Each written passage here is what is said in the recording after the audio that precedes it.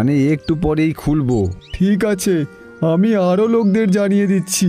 কিছুক্ষণ পর স্বপন আর তার বউ হোটেল খোলে।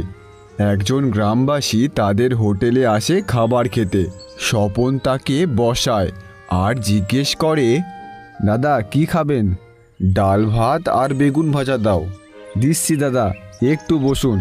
তারপর স্বপন ঘরের ভেতরে যায় আর সেই হাঁড়ির সামনে গিয়ে সে ডাল ভাত আর বেগুন ভাজা চাইতেই হাঁড়ির ভেতর থেকে প্লেটে করে বেরিয়ে আসে।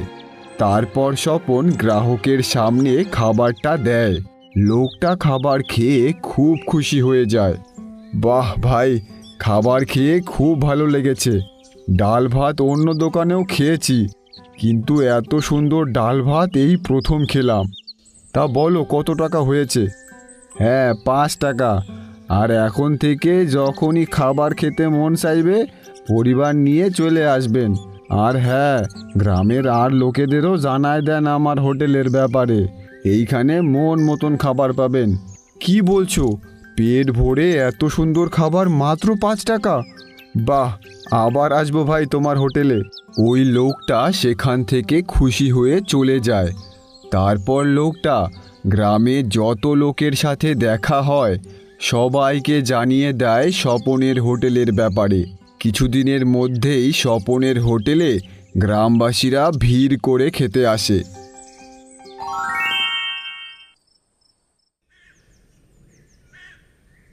স্বপনের হোটেলে শুধু গরিব লোকেরাই না, গ্রামের সব লোকেরাই আসতো খাবার খেতে। এই কারণে মোহনের হোটেলে গ্রাহক কম আসে। একদিন মোহন তার হোটেলে বসেছিল। দাদা, ওই স্বপন হোটেল খোলার পর থেকেই আমাদের হোটেলে গ্রাহক আসা কমে গেছে। হ্যাঁ, ওই স্বপনের হোটেলে কিছু করতে হবে, না হলে আমাদের হোটেলে কিছুদিনের মধ্যেই তালা মারতে হবে। শোন, খোঁজ লাগা, ওই রতন এত টাকা কোথায় পেল? আমাকে এটা জানতেই হবে।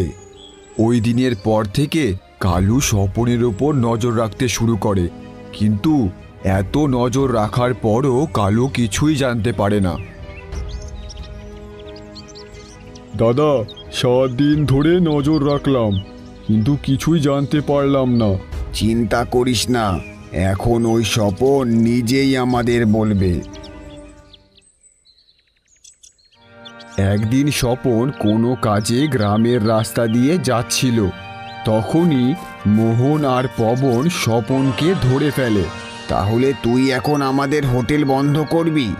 যেই থালি আমরা 500 টাকায় বিক্রি করি, তুই সেটা 5 টাকায় দিচ্ছিস? স্বপন, সহজভাবে বলে দে, তুই এত টাকা কোথায় পেলি? আমারে চাইরে দাও, নাইলে আমি তোমাদের ব্যাপারে পুলিশের কাছে বলে দেব। সহজ কথায় কাজ হবে না, না? কালু, মার ওকে, মেরে চামড়া গুটিয়ে দে। মোহন আর পবন স্বপনকে খুব মারধর করে। স্বপন ওদের থেকে একটু দুর্বল ছিল। মার খাওয়ার পর স্বপন তাদের জাদু হাড়ির ব্যাপারে সব বলে দেয়। দাদা, এ তো বোকা। আমাদের কাছে ওই জাদুই হাড়ি থাকলে আমরা এত টাকা চাইতাম যে সেই টাকা দিয়ে শহরে একটা 5 স্টার হোটেল খুলে ফেলতাম।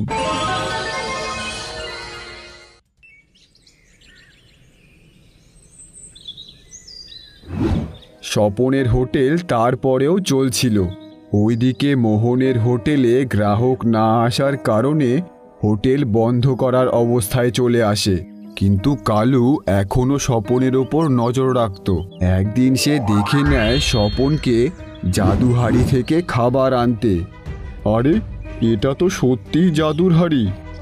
তারপর কালু মোহনের কাছে গিয়ে সব বলে। দাদা, ওই হাড়ি তো সত্যিই জাদুর। আমি নিজের চোখে দেখলাম। স্বপন হাড়ির কাছে খাবার চাইতেই থালায় সেজে খাবার চলে আসলো। কি বলছিস তুই? ওই দিন তো ওই জাদু হাড়িতে কিছুই হলো না। আমিও তো অবাক হয়ে গেলাম। মনে হয় ওই হাড়ি শুধু স্বপনের কথাই শোনে। ঠিক আছে, এই যদি হয় তাহলে ওই বেটা স্বপন আর স্বপনের হাড়ির কিছু ব্যবস্থা করতে হবে। ঠিক সেই সময় গ্রামের মোড়ল মোহনদের এই কথা শুনে নেয়।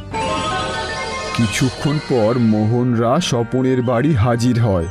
তারা হঠাৎ সেখানে গিয়েই স্বপনকে ধরে মারধর শুরু করে। ঠিক তখনই মোড়ল সেখানে পুলিশ নিয়ে চলে আসে। এই যে স্যার, এদেরকে গ্রেফতার করুন। সেখানে পুলিশ দেখে মোহনরা ভয় পেয়ে যায়। তারপর পুলিশ মোহনদের ধরে নেয়। চল, গ্রামে গুন্ডামি অনেক শুনেছি, আজ হাতে নাতে ধরলাম। চল থানায়। পুলিশ তাদেরকে নিয়ে চলে যায়। আমাকে ক্ষমা করে দাও স্বপন, আমার ভুলের জন্য আমি অনেক লজ্জিত। আর তোমার হোটেলে কিছু খাবার পেতে পারি? অবশ্যই মোড়ল মশাই, আপনার জন্য তো আমি স্পেশাল থালি বানাবো, কিন্তু শুধু 5 টাকায়। স্বপনের কাছে আজও জাদুই হাড়ি আছে, আর আজও স্বপন 5 টাকায় খাবার বিক্রি করে।